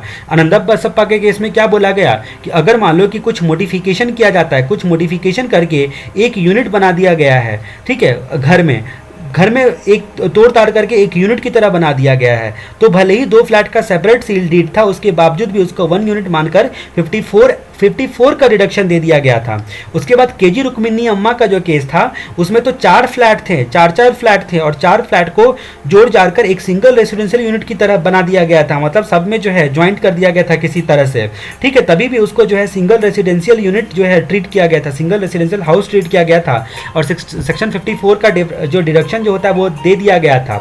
सैयद अली आदिल के केस में आंध्र प्रदेश हाईकोर्ट ने इन्हीं दोनों केस का रेफरेंस लिया, अनंदा बसप्पा का केस और केजी रुक्मिणी अम्मा का केस। केजी रुक्मिणी अम्मा के केस में 4 फ्लैट को जोड़ दिया गया था और अनंदा बसप्पा के केस में 2 यूनिट का मॉडिफिकेशन करके एक बना दिया गया था। दोनों केस का रेफरेंस लेते हुए सैयद अली आदिल के केस में आंध्र प्रदेश हाईकोर्ट ने बोला कि इन्हीं 2 केस का रेफरेंस करते हुए कहा कि फ्लैट को मिलाकर एक रेसिडेंशियल यूनिट की तरह इस्तेमाल किया जा सकता है, मतलब सेक्शन 54 का डिडक्शन जो है वो आपको हर हाल में मिलेगा, यहाँ पर भी हर हाल में आपको मिलेगा। अब हम लोग बात करते हैं अगले केस के रिस्पेक्ट में अपनी चर्चा। तो सैयद अली आदिल का केस आपको याद रखना। अगले केस की बात करते हैं, गुरनाम सिंह का केस की बात करते हैं, गुरनाम सिंह के केस की बात करते हैं। अब यहाँ पर आप लगातार 3 केस के बारे में देखोगे। एक आपका गुरनाम सिंह था, ठीक है, गुरनाम सिंह था, उसने क्या किया था, उसने जो अपना 54B में उसको एग्रीकल्चर लैंड खरीदना था, उसमें केवल ओनर खुद नहीं बना था, अपने बेटे को भी बनाया था, ठीक है। तो इस मूवी का सन ऑफ सरदार के अगले पार्ट में मान लो इसका बच्चा भी हो जाता है, ये सरदार देखो पगड़ी पहन के, ठीक है। तो जो को ओनर था वो इसका बेटा भी था। अब ऐसा ही केस आपका था कमाल वहाल का केस, कमाल वहाल का केस, ये शायद नवंबर के एग्जाम में आया था, नवंबर 16 में शायद आया था, ठीक है। तो जहाँ तक मुझे ध्यान है 54F की यहाँ पर बात आती है। इस कमाल वहाल ने क्या कमाल किया था, इसने अपनी बीवी के नाम पर जो है वो क्या बोलते हैं प्रॉपर्टी जो है खरीद ली थी, हाउस प्रॉपर्टी में जो पैसा लगाया था उसने एक्सक्लूसिवली अपनी बीवी के नाम पे खरीद ली थी, ठीक है। कमाल वहाल ने मतलब शाहजहां की तरह काम किया था, अपनी बीवी को इतना प्यार करता था जैसे लालू जी करते हैं वैसे ही प्यार करता था, तो अपनी बीवी के नाम पर जो है एक्सक्लूसिवली जो रेसिडेंशियल हाउस प्रॉपर्टी खरीद ली थी। सेम आपका मामला था 54F में का मामला, रविंद्र कुमार अरोड़ा का केस, रविंद्र कुमार अरोड़ा का केस दिल्ली हाईकोर्ट का मामला था, ठीक है। रविंद्र कुमार अरोड़ा का केस, रविंद्र कुमार अरोड़ा के केस में क्या हुआ था कि जो आपका क्या बोलते हैं वाइफ के नाम पर खरीदा था, वाइफ के नाम पर खरीदा था, ठीक है। हाउस प्रॉपर्टी जो था उसमें को ओनर जो थी वो वाइफ थी, जैसे अभी अभी हम लोगों ने देखा था ना, को ओनर जो था यहाँ पर कौन था, बेटा था। गुरनाम सिंह के केस में बेटा था, इसी तरह को ओनर यहाँ पर वाइफ थी। और ये तो आपका कमाल करते, कमाल वहाल साहब तो कमाल करते, एक्सक्लूसिवली बीवी के नाम पे ही खरीद लिया, को ओनर भी नहीं बनाया, लेकिन रविंद्र कुमार अरोड़ा ने को ओनर बना लिया, को ओनर बना लिया। तो आप देख रहे हो कि सारे केस में जो है डिडक्शन के रिस्पेक्ट में जो है मामले लगभग जो है एक पर एक हैं, मतलब एक ही जैसे मामले हैं। कैसे कि सब में जो होता है जहाँ भी आपको इन्वेस्टमेंट करना था स्पेसिफाइड टाइम के अंतर्गत, एक में को ओनर बना लिया, एक में बीवी के नाम पे अकेला खरीद लिया और एक में बीवी को ओनर बना लिया, ठीक है। तो तीनों केस की कहानी 3 और बात जो है अल्टीमेटली जहां तक मिला जुला के होता है वो एक ही बात होता है, मिला जुला के बात होता है कि भाई पैसा इन्वेस्टमेंट करने से और टाइम पर इन्वेस्टमेंट करने से मतलब है किसके नाम पर इन्वेस्टमेंट किया, अगर बेटे के नाम पर किया या बेटे के साथ को ओनर बना लिया, वो सब उतना ज़्यादा इंपॉर्टेंट नहीं होता है। तो यहाँ पर जो है ये वाला केस था आपका पंजाब एंड हरियाणा हाईकोर्ट का केस, जैसा कि गुरनाम सिंह आप नाम से ही जाहिर है पंजाब एंड हरियाणा हाईकोर्ट का केस, कमाल वहाल का केस तो दिल्ली हाईकोर्ट का केस, कमाल वहाल का केस ये पटना हाईकोर्ट का होना चाहिए था, लेकिन आपके दिल्ली हाईकोर्ट का, ध्यान रही ये बात। उसके बाद जो होता है रविंद्र कुमार अरोड़ा का केस भी, अरोड़ा जी लोग, शुक्ला जी लोग, ये सब ज़्यादातर MP दिल्ली वगैरह सब में पाए जाते हैं, ठीक है। तो सेक्शन नंबर 54B इसके तहत में हम लोगों को एक केस मैं बता देता हूँ, उसके रिस्पेक्ट में आप तीनों केस को एक साथ रीड कर लेना। सेक्शन 54B में जो सेल प्रोसीड जो होता है वो एग्रीकल्चर लैंड के लिए इस्तेमाल करना पड़ता है, स्पेसिफाइड पीरियड में इन्वेस्टमेंट करना पड़ता है, जैसा कि एक्ट में बताया गया, उसी पीरियड के अंतर्गत आपको जिस पर्पस के लिए बताया गया है उसी पर्पस के लिए इस्तेमाल करना है। मतलब 2 फैक्टर ही कंसिडर है, 2 फैक्टर ही कंसिडर करना है मेन, एक जो है इन्वेस्टमेंट करना है और दूसरा स्पेसिफाइड पीरियड के अंतर्गत करना है, ठीक है। अगर को ओनर में बेटे का नाम भी डाला गया तो उससे कोई फर्क नहीं पड़ता, ये नहीं कहा जा सकता कि स्पेसिफिक पर्पस के अलावा किसी और पर्पस के लिए खर्च किया गया है सेल प्रोसीड को। मतलब 54B का डिडक्शन जो होता है उसको डिनाई नहीं किया जा सकता है केवल इस ग्राउंड पर कि SSC जो होता है एग्रीकल्चर लैंड को अपने बेटे के नाम के साथ खरीदा था, यानी कि को ओनर के नाम के साथ खरीदा था। इसी तरह कमाल साहब भी कमाल करते हैं, आपका भी डिनाई नहीं किया जा सकता है। और इसी तरह जो होता है इसने बीवी को ओनर बना लिया था रविंद्र कुमार अरोड़ा ने, तो यहाँ पर भी जो है डिनाई नहीं किया जा सकता है। तो 3 केसेस को एक साथ हम लोगों ने कवर किए। अब हम लोग बात करते हैं अगले केस के बारे में। अगला केस है आपका संबंधम उदय कुमार का केस। संबंधम उदय कुमार का केस। अब जहां तक बात होती है कि ये सैफ अली खान की मूवी संबंधम शायद आपने भी कभी नहीं देखी होगी, मैंने भी कभी ना देखा था ना सुना था। इसी तरह जो ये है, इसमें सैफ अली खान का नाम है उदय कुमार, और ये जो लेफ्ट साइड में अफसर आपको दिख रहा है वो है असेसिंग ऑफिसर। ठीक है, तो ये इन दोनों की बनती नहीं थी, मूवी में दोनों की बनती नहीं थी। ठीक है, संबंधम उदय कुमार का केस है, ये कर्नाटका हाईकोर्ट का मामला है। संबंधम उदय कुमार का केस है, कर्नाटका हाईकोर्ट का मामला है। तो शायद संबंधम उदय कुमार का संबंध जो था वो असेसिंग ऑफिसर के साथ अच्छा नहीं था, इसीलिए ये केस का सवाल उठा। ये 54F के रिस्पेक्ट में है, वापस ये आपके 54F के रिस्पेक्ट में है। जो भी आपका सेल प्रोसीड होता है, ठीक है, कैपिटल एसेट्स को बेचने पर, उसको रेसिडेंशियल हाउस में को कंस्ट्रक्ट करवाने में या फिर जो है वो एक्वायर करने में खर्चा करना रहता है। ठीक है, अब जो 3 साल का समय वहां पर दिया गया है, 3 साल का समय दिया गया है, तो असेसिंग ऑफिसर ने यहां पर संबंधम उदय कुमार का डिडक्शन देने से मना कर दिया सेक्शन 54F में। ठीक है, तो सैफ अली खान यानी कि संबंधम उदय कुमार कर्नाटका हाईकोर्ट चला गया। कर्नाटका हाईकोर्ट ने ऑब्जर्व किया कि जो सेल प्रोसीड जो होता है उसको इन्वेस्टमेंट करना होता है स्पेसिफाइड टाइम लिमिट के अंतर्गत में, और आपको जो है कंस्ट्रक्शन का जो है वो 3 साल तक का समय दिया गया है। कंस्ट्रक्ट करने के केस में 3 साल का समय दिया गया है, अगर रेसिडेंशियल हाउस को कंस्ट्रक्ट करवाता है तो। अब यहाँ पर संबंधम उदय कुमार ने जो है वो बहुत सारी चीज़ें नहीं लगवाई थी, मतलब कि मतलब उसका जो है फ्लोरिंग नहीं हुआ था, इलेक्ट्रिसिटी का वर्क नहीं हुआ था, और कई सारे जो है काम पेंडिंग थे, लेकिन फिर भी पूजा पाठ करवा के गृह प्रवेश कर चुका था और अपनी फैमिली के साथ खुशी खुशी रहता था, फैमिली के साथ खुशी खुशी रहता था उस घर में। तो इन सब बातों को मद्देनजर रखते हुए हाईकोर्ट ने बोला कि केवल फ्लोरिंग नहीं करवाया, इलेक्ट्रिसिटी वर्क नहीं करवाया, तो ऐसा नहीं कहा जा सकता है कि जो इसने कंस्ट्रक्शन कंप्लीट नहीं करवाया। अकॉर्डिंगली सेक्शन 54F का जो है डिडक्शन जो है रोका नहीं जाएगा, सेक्शन 54F का डिडक्शन रोका नहीं जाएगा। अगला केस हम लोग देखते हैं राजीव शुक्ला का केस। शुक्ला जी, जैसा कि मैंने आपको बोला था कि दिल्ली में MP वगैरह में पाए जाते हैं, तो ये राजीव शुक्ला का केस है। राजीव शुक्ला के केस में क्या हुआ था, डिपार्टमेंट ने बहुत जबरदस्त तरीके का मजाक कर दिया था।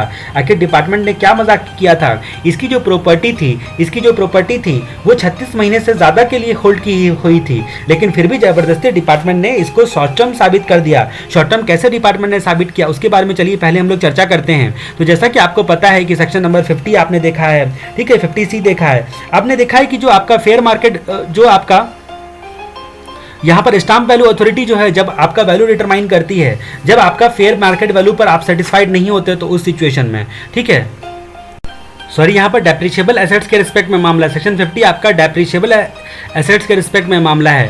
अब ये शुक्ला जी के केस में दिल्ली हाईकोर्ट ने यहाँ पर डिपार्टमेंट ने क्या बोला था, क्या मजाक किया था शुक्ला जी के साथ, शुक्ला जी के साथ मजाक किया था। यहाँ पर डिपार्टमेंट ने बोला था सेक्शन 50 के तहत जो आपका कैपिटल एसेट्स है वो ब्लॉक का पार्ट है।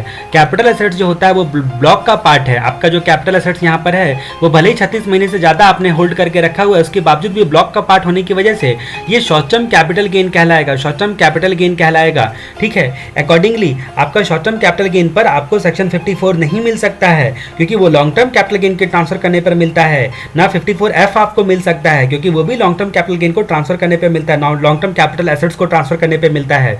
ठीक है, तो यहाँ पर ये दोनों देने से मना कर दिया। ठीक है, तो इसने ये रोने लगा, बहुत तेज से रोने लगा, ये बोला ऐसा कैसे हो सकता है, 36 महीने से ज़्यादा का हमारा प्रॉपर्टी है। तो ये जो है बात चली गई दिल्ली हाईकोर्ट तक, शुक्ला जी की बात जो है वो दिल्ली हाईकोर्ट तक चली गई। अब शुक्ला जी तो हाईकोर्ट तक बाद में जाते हैं, उससे पहले शुक्ला जी ने क्या किया था, शुक्ला जी ने असेसिंग ऑफिसर को डराने धमकाने की कोशिश की थी।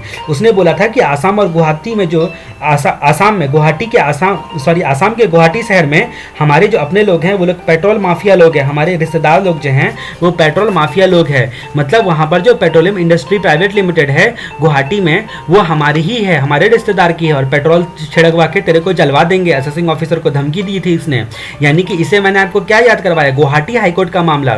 ठीक है, गुवाहाटी हाईकोर्ट का मामला, Assam petroleum industry private limited, Guwahati high court, Assam petroleum industry private limited, इसकी स्टोरी से आपको याद रखना है। तो सवाल ये उठता है कि सेक्शन 50 के तहत अगर कोई कैपिटल एसेट्स जो होता है, जो डेप्रिशिएबल एसेट्स है, उसको ट्रांसफर किया जाता है तो क्या उसको वाकई शॉर्ट टर्म कैपिटल एसेट्स माना जाएगा? क्योंकि सेक्शन नंबर 50 बोलता है कि ब्लॉक ऑफ एसेट्स का जो ट्रांसफर करने पर प्रॉफिट होता है या गेन होता है वो हमेशा शॉर्ट टर्म होता है। दिल्ली हाईकोर्ट ने यहाँ पर Assam petroleum industry private limited के केस को ध्यान में रखते हुए यहाँ पर कुछ बातें ऑब्जर्व की कि सेक्शन 50 जो होता है, ये सेक्शन नंबर 50 जो होता है ब्लॉक वाला, ठीक है, ये केवल 48 एंड 49 के रिस्पेक्ट में होता है। कैपिटल गेन कैलकुलेट करने के लिए 48 और 49 के रिस्पेक्ट में लीगल फिक्शन क्रिएट किया गया है, लीगल फिक्शन क्रिएट किया गया है। उसके बाद उन्होंने देखा कि सेक्शन 29 का सेक्शन 2 का 29 है, इसमें बोला गया कि अगर 36 महीने से ज़्यादा एसेट्स होल्ड करके रखा जाता है तो वो लॉन्ग टर्म कैपिटल एसेट्स कहलाता है, लॉन्ग टर्म कैपिटल एसेट्स कहलाता है। यानी कि इस केस में आपका लॉन्ग टर्म कैपिटल एसेट्स जो होता है वो सारे के सारे केस में इनकम टैक्स में एप्लीकेबल होता है, एक्सेप्ट विथ रिस्पेक्ट टू सब केस में आपका जो है 36 महीने से ज़्यादा होल्ड करके रखा है कैपिटल एसेट्स तो वो लॉन्ग टर्म कहलाएगा, except with respect to 48 and 49, 48 and 49, 48 and 49 के अलावा पूरे के पूरे प्रोविजन पर, पूरे के पूरे एक्ट पर जो है ये बात ओवरराइड करती है कि 36 महीने से ज़्यादा होल्ड करके रखा है तो हमेशा जो हमेशा आपका लॉन्ग टर्म कैपिटल एसेट्स कहलाएगा। इसीलिए सेक्शन 50 के तहत कहा जाएगा कि डीम्ड फिक्शन क्रिएट किया गया है, डीम्ड फिक्शन क्रिएट किया गया है क्योंकि सेक्शन 50 का फिक्शन जो होता है वो केवल 48 और 49 के लिए होता है। इसीलिए सेक्शन 50F(2) या फिर अदर कोई जो प्रोविजन होता है वो आपको रोक टोक नहीं सकता है क्योंकि यहाँ पर लॉन्ग टर्म कैपिटल एसेट्स ही कहलाएगा। फाइनली जो है कंक्लूड किया कि लॉन्ग टर्म कैपिटल एसेट्स ही कहलाएगा। शुक्ला जी के फेवर में मामला आया और शुक्ला जी का लॉन्ग टर्म कैपिटल एसेट्स कहला के उसको जो है अकॉर्डिंगली अप्रोप्रिएट डिडक्शन मिल गया। अगला केस देखते हैं हम लोग गौली महादेवप्पा का केस, गौली महादेवप्पा का केस। अब यहाँ पर जो है गोली की तस्वीर देख के यानी कि गन की तस्वीर देख के और नाना पाटेकर की तस्वीर देख के आपको लग रहा होगा कि यहाँ पर गोली चलाने वाली कुछ कहानी होगी, गोली चलाने वाली कुछ कहानी होगी, लेकिन यहाँ पर गोली चलाने वाली कुछ कहानी नहीं है। यहाँ पर गोली देकर एसएससी को फायदा मिल गया, गोली देकर यानी कि कुछ बातें उन्हें हवा देकर उसको फायदा मिल गया, वही बेनिफिट मिल गया। ठीक है, तो वैसे ही यहाँ पर बात आती है तो गौली महादेवप्पा का केस। ठीक है, तो वो महादेवप्पा की तरह सीधा साधा था, लेकिन वो सीधा साधा दिखता था, बहुत चालाकी से उसने जो है वो यहाँ पर बेनिफिट ले लिया। किसने बेनिफिट ले लिया? एसएससी ने बेनिफिट ले लिया।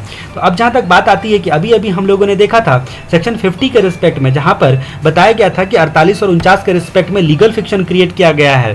ठीक है, तो वो मामला एसएससी के फेवर में आया था। अब यहाँ पर क्या होता है, जैसा कि आपको पता है सेक्शन नंबर 50C होता है। 50C में क्या होता है, जैसा कि आपको पता है कि जो अगर फेयर मार्केट वैल्यू आपके जो सेल कंसिडरेशन आपने दिखाया उससे ज़्यादा फेयर मार्केट वैल्यू है तो फेयर मार्केट वैल्यू को ही डीम्ड सेल कंसिडरेशन मान लिया जाएगा।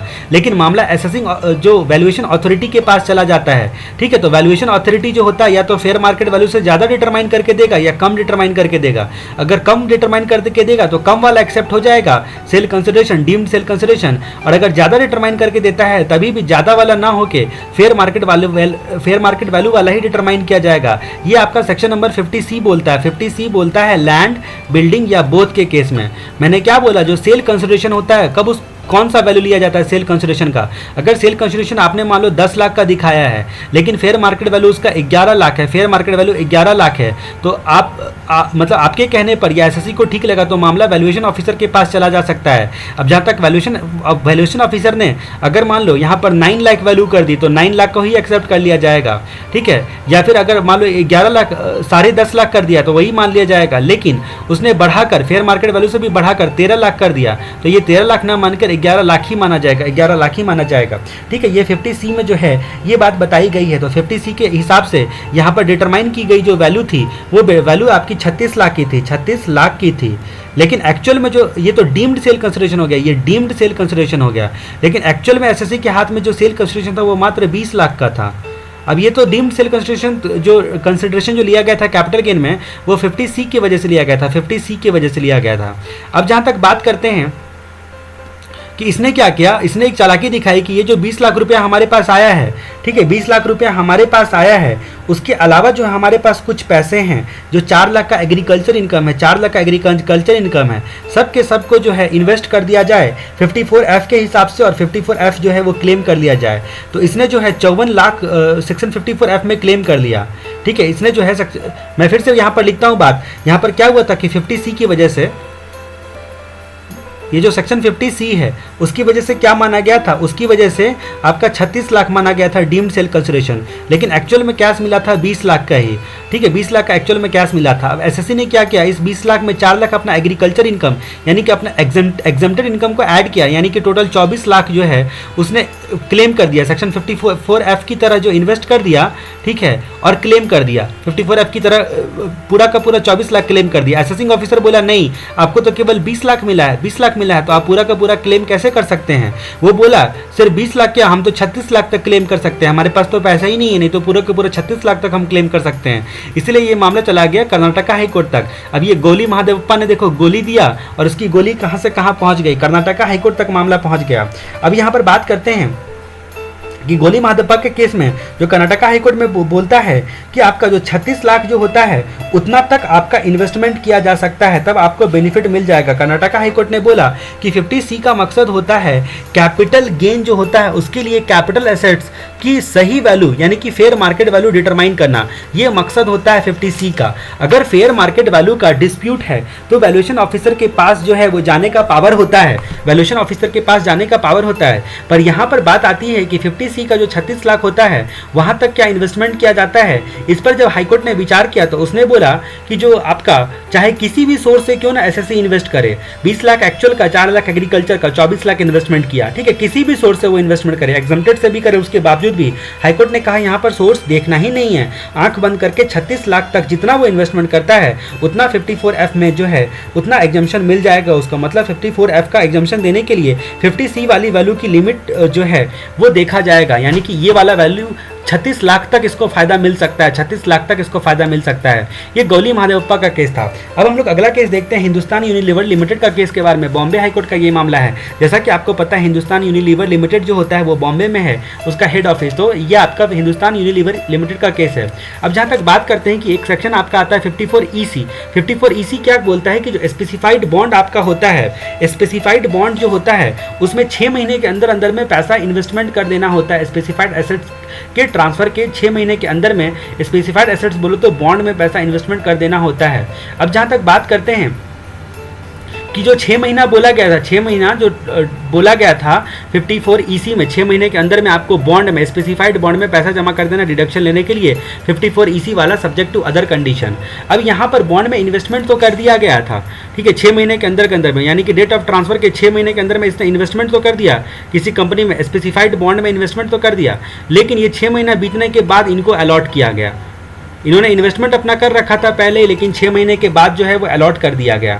तब यहाँ पर जो है असेसिंग ऑफिसर बोला नहीं, 6 महीना बीत चुका है और अब तक आपके हाथ में जो है वो आया नहीं है बॉन्ड, इसका मतलब जो है आपको डिडक्शन नहीं दिया जा सकता 54EC का।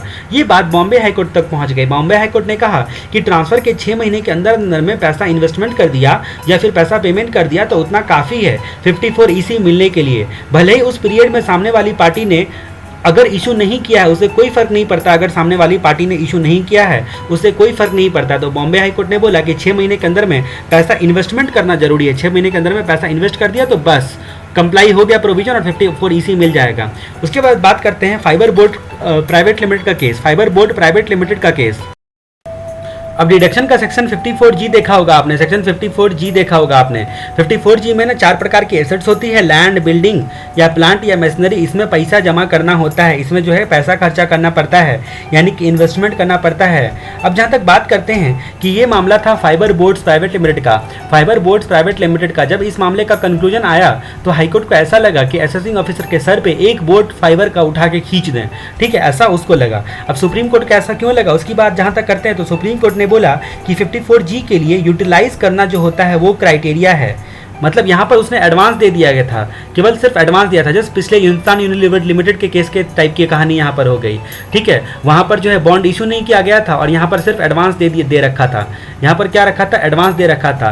तो क्या एडवांस दे रखा, within the time limit advance दे रखा इन सब एसेट्स के लिए, लैंड, बिल्डिंग, प्लांट और मशीनरी के लिए, तो माना जाएगा कि कंडीशन को कंप्लाई हो गया, यानी कि विद इन टाइम पैसा इन्वेस्टमेंट हो गया। तो यहाँ पर आपका फाइबर बोर्ड्स प्राइवेट लिमिटेड के केस में सुप्रीम कोर्ट ने कहा कि एडवांस देना भी आपका कैपिटल गेन जो अमाउंट होता है उसका यूटिलाइज करना जो है वो माना जाएगा, और यहाँ पर यूटिलाइजेशन एक क्राइटेरिया है। इसीलिए एडवांस देना जो होता है वो इटसेल्फ कैपिटल गेन इन्वेस्टमेंट करने के रिक्वायरमेंट को सेटिस्फाई करता है। इसीलिए आप यहाँ पर 54G का डिडक्शन जो है रोक नहीं सकते हो इस ग्राउंड पे कि एडवांस दिया है लेकिन लैंड, बिल्डिंग, प्लांट और मशीनरी अभी तक एक्वायर नहीं हुआ है।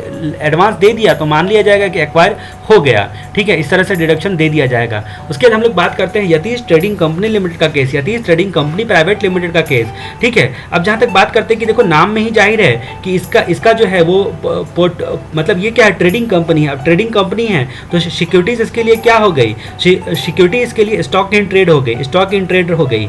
अब जहाँ तक बात करते हैं कि सवाल यहाँ पर क्या उठता है, सवाल ये उठता है कि क्या कोई ट्रेडिंग कंपनी जो होती है वो आपका अपने स्टॉक इन ट्रेड को अपने इन्वेस्टमेंट में कन्वर्ट कर सकती है? अगर हाँ तो टैक्स ट्रीटमेंट क्या होगा, ठीक है। तो टैक्स ट्रीटमेंट क्या होगा, मतलब as a stock in trade उसने सिक्योरिटी हेल्ड करके रखा है, तो क्या अपने स्टॉक इन ट्रेड को यानी कि सिक्योरिटी को इन्वेस्टमेंट में कन्वर्ट कर दिया जाता है? तो यहाँ पर यतीश ट्रेडिंग कंपनी यानी कि शेयर एंड सिक्योरिटीज का सेल करने वाली कंपनी, इसीलिए इतना बवाल उठा था, क्योंकि भाई तो स्टॉक की कंपनी है, सिक्योरिटी ट्रेडिंग वाली कंपनी है, तो इसका मतलब इसका जो भी security and share and securities होगा वो स्टॉक इन ट्रेड ही माना जाएगा, स्टॉक इन ट्रेड ही माना जाएगा, ठीक है। तो आपको पता है कि भाई स्टॉक इन ट्रेड को जब आप इन्वेस्टमेंट में कन्वर्ट करते हो तो उसको जो है कन्वर्जन कहा जाता है। तो यही यहाँ पर सारी चीज़ें जो है सवाल उठा, बवाल उठा। उसके बाद ट्राइब्यूनल के बाद मामला गया, ट्राइब्यूनल ने बोला कि अगर कोई शेयर एंड सिक्योरिटी ट्रेड करने वाली कंपनी है तो इसका मतलब ये नहीं है कि आप इन्वेस्टमेंट नहीं कर सकते हो शेयर एंड सिक्योरिटी में। ये कोई लॉजिक नहीं बनता है कि भाई आप इन्वेस्टमेंट नहीं कर सकते हो शेयर एंड सिक्योरिटीज में, मतलब इन्वेस्टमेंट कर सकते हो, मतलब ऐसा कहीं नहीं लिखा हुआ है कि आप इन्वेस्टमेंट नहीं कर सकते हो। अगर एज ए इन्वेस्टमेंट आप होल्ड करके रख सकते हो शेयर एंड सिक्योरिटीज को, तो उसका जो स्टॉक इन ट्रेड है उसको भी कन्वर्ट कर सकते हो, स्टॉक इन ट्रेड को अपने इन्वेस्टमेंट में कन्वर्ट कर सकते हो। बॉम्बे हाईकोर्ट ने ट्राइब्यूनल को शाबाशी दी और कहा कि बिल्कुल सही बात बोल रहे हो ट्राइब्यूनल साहब, ट्राइब्यूनल लोग बिल्कुल सही बात बोल रहे हो। और एक और अलग बात कही कि कन्वर्जन के दिन का सेल प्राइस और फेयर मार्केट वैल्यू का डिफरेंस कैपिटल गेन माना जाएगा। कन्वर्जन के दिन का जो सेल प्राइस होगा और जो फेयर मार्केट वैल्यू होगा उसका डिफरेंस जो है यहाँ पर कैपिटल गेन माना जाएगा, ठीक है। तो इस तरीके से हम लोगों ने Yatish trading company private limited का केस देखा। प्लीज आप सारे के सारे केसेस को एक बार जो है अच्छे तरीके से रीड कर लो। कैपिटल गेन हम लोगों ने यहाँ पर कंप्लीट किया। मैं स्पीड जानबूझ के करा रहा था, और आपको स्पीड कराने का ये मतलब नहीं कि आप खुद से रीड नहीं करोगे, आपको सारे केसेस के बारे में अब आइडिया हो गया। अब आप जल्दी जल्दी एक बार जस्ट रीड भी कर लोगे, गो थ्रू भी कर लोगे तो आपको समझ में आ जाएगा। ये मैं नेचुरली बहुत ही स्पीड में मैं बोल सकता हूँ, इससे भी ज़्यादा स्पीड में मैं बोल सकता हूँ, लेकिन मैं आपसे उम्मीद करता हूँ, मैं आपसे रिक्वेस्ट करता हूँ कि आप हेडफोन लगाकर पूरा कॉन्सेंट्रेशन के साथ सुनोगे। और अगर आपको मेरी स्पीड से सच में बहुत ज़्यादा प्रॉब्लम हो रहा है तो आप प्लीज़ मुझे मेल करके ये बताओगे, क्योंकि मैं चाहता हूँ कि कम समय में सब्जेक्ट को इफेक्टिव मैनर से कंप्लीट किया जाए। CACS अभिनव झा @gmail.com पे आप मुझे मेल कर सकते हो। अगर इन वीडियोस के रिस्पेक्ट में आपको कोई शिकायत हो या कोई एडवाइस हो तो ऐसी परिस्थिति में, क्योंकि मैं बहुत सिंपल तरीके से और बहुत to the point, cut to cut बोलने में बिलीव करता हूँ, इसलिए मैं ज़्यादा बकवास करके आपका टाइम पास नहीं कर सकता। मेरी ऐसी आदत ही नहीं है कि मैं कुछ भी इधर उधर की बातें करके इतने सारे केसेस को पूरा घुमा फिरा के 4 घंटे में 6 घंटे में बताऊँ, ठीक है। मुझे पता है कि आपको 8 सब्जेक्ट पढ़ने हैं, आपका टाइम बहुत कीमती है, इसकी वजह से मैं कम समय में आपको पूरा आइडिया देने की पूरी कोशिश करता हूँ। जयराम जी की।